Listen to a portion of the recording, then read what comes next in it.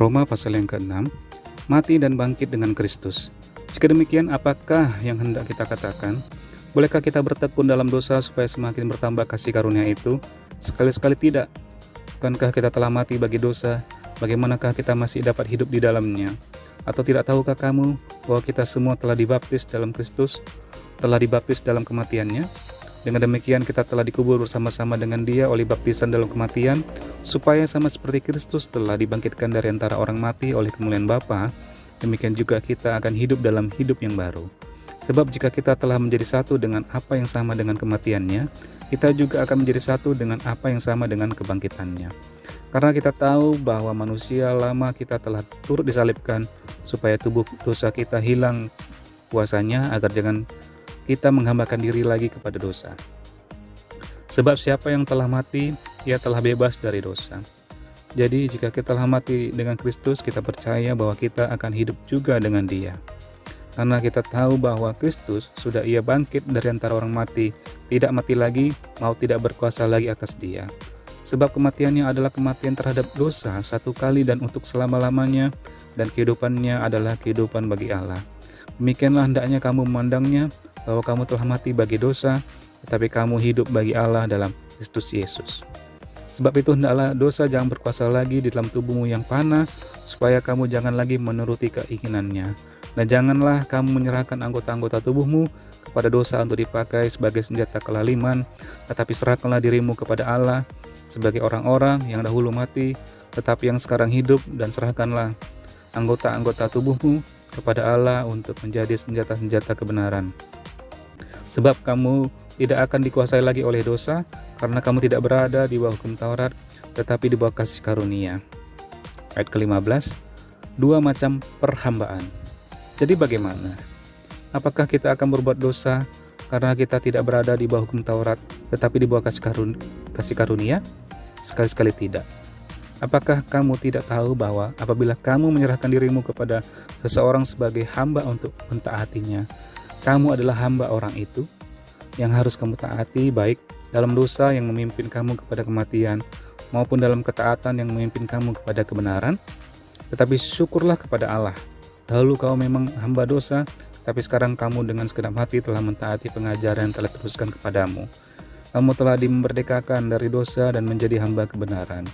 Aku mengatakan hal ini secara manusia karena kelemahan kamu, sebab sama seperti kamu telah menyerahkan anggota-anggota tubuhmu menjadi hamba kecemaran dan kedurhakaan yang membawa kamu kepada kedurhakaan, demikian hal kamu sekarang harus menyerahkan anggota-anggota tubuhmu menjadi hamba kebenaran yang membawa kamu kepada pengudusan. Sebab waktu kamu hamba dosa, kamu bebas dari kebenaran. Dan buah apakah yang kamu petik daripadanya? Semuanya itu menyebabkan kamu merasa malu sekarang, karena kesudahan semuanya itu adalah kematian.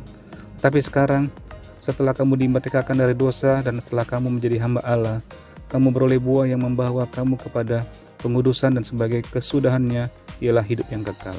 Sebab upah dosa adalah maut, tetapi karunia Allah ialah hidup yang kekal dalam Kristus Yesus Tuhan kita.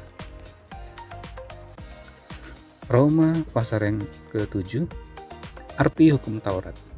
Apakah kamu tidak tahu, saudara-saudara, sebab aku berbicara kepada mereka yang mengetahui hukum, bahwa hukum berkuasa atas seseorang selama orang itu hidup? Sebab seorang istri terikat oleh hukum kepada suaminya selama suaminya itu hidup. Akan tetapi apabila suaminya itu mati, bebaslah ia dari hukum yang mengikatnya kepada suaminya itu. Jadi selama suaminya hidup, ia dianggap berzina kalau ia menjadi istri laki-laki lain. Tetapi jika suami telah mati, ia bebas dari hukum, sehingga ia bukanlah berzina kalau ia menjadi istri laki-laki lain.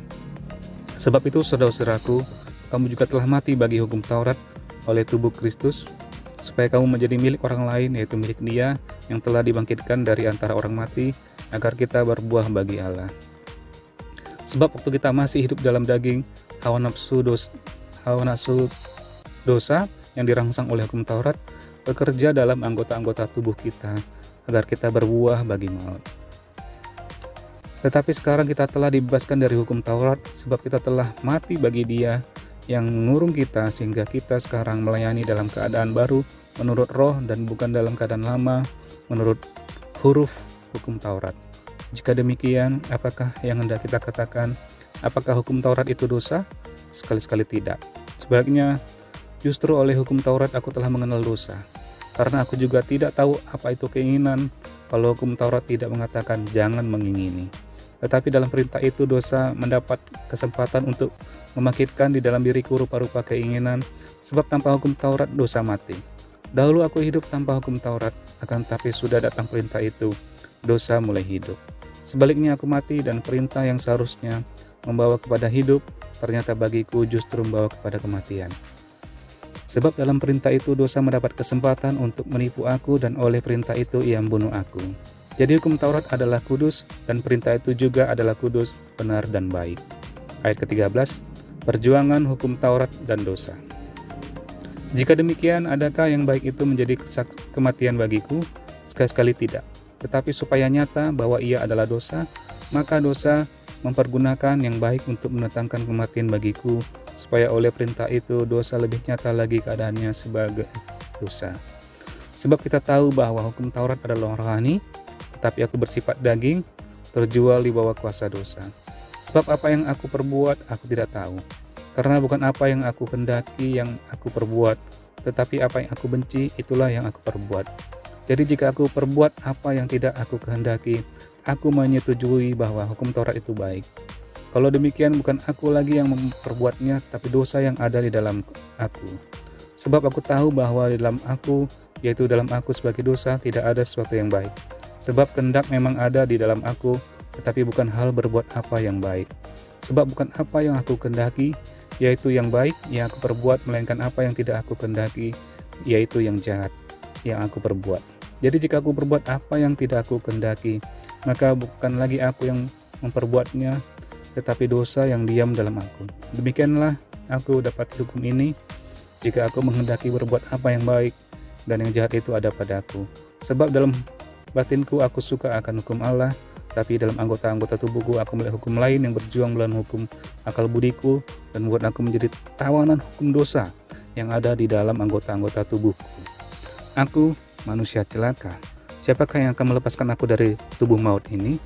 Syukur kepada Allah oleh Yesus Kristus Tuhan kita. Jadi dengan akal budiku aku melayani hukum Allah, tetapi dengan tubuh insaniku aku melayani hukum dosa.